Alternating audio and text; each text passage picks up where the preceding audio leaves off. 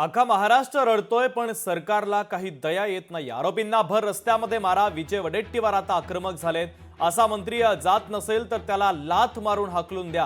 काँग्रेस नेते विजय वडेट्टीवारांनी तीव्र शब्दामध्ये आता रोष व्यक्त केलाय। राजीनामा घेतला जात नसेल तर सभागृह चालू देणार नाही असं देखील त्यांनी म्हटलेलं होतं।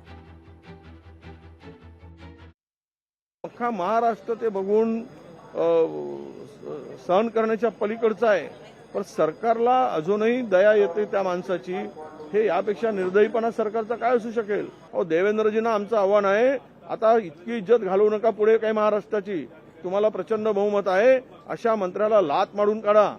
जे आरोपी आहेत त्यांना फटके इतके मारले पाहिजे की मरस्तवर पुन्हा महाराष्ट्रात कोणी ही हिंमतच करता कामा नये अशा प्रकारचा निर्दयीपणा करायची।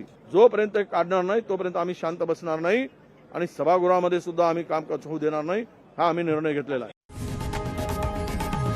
लोकशाही मराठी ऐका, पहा, जागरूक रहा।